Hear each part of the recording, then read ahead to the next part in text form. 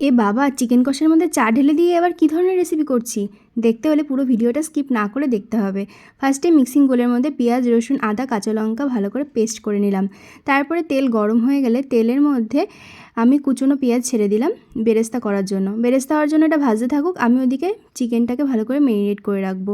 Chicken নিয়ে নিলাম, তারপরে নিয়ে নিলাম একটু জিরে, ধনে, শুকনো লঙ্কা বাটা, টক দই, যে পেস্টটা করেছিলাম মিক্সিং বলে সেইটা, আর গরম মশলা, লবণ, হলুদ দিয়ে ভালো করে মেখে এটাকে আধা ঘন্টা 45 মিনিটের জন্য ঢেকে রাখলাম।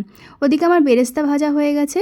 বেরেস্তাটা তুলে নিয়ে ওর মধ্যে শুকনো লঙ্কা, তেজপাতা আর গোটা গরম মশলা ভালো করে ফোড়ন দিয়ে দিলাম। ফোড়ন দেওয়ার পরে ওই তেলের মধ্যে একটু চিনি দিয়ে দিলাম ক্যারামেলাইজড হওয়ার জন্য। জানো তো, এটা দিলে মাংসর কালারটা কিন্তু কালো হয়ে যাবে। এটাই হচ্ছে মেন। তারপরে ওই যে মাংসটা ম্যারিনেট করে রেখেছিলাম সেটা দিয়ে দিলাম। দেওয়ার পরে খানিকক্ষণ কষাতে হবে ভালো করে।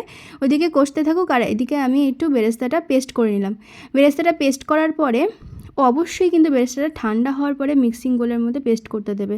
তারপর ভালো করে ওইদিকে কষাচ্ছি আর এদিকে চা করার জন্য জলটাকে ভালো করে গরম করে নিয়ে চায়ের লিকার দিয়ে দিলাম।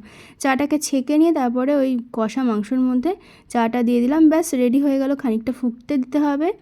ফোটার পরে রেডি হয়ে গেল আমার গোলবাড়ি চিকেন। কেমন লাগলো জানিও কিন্তু।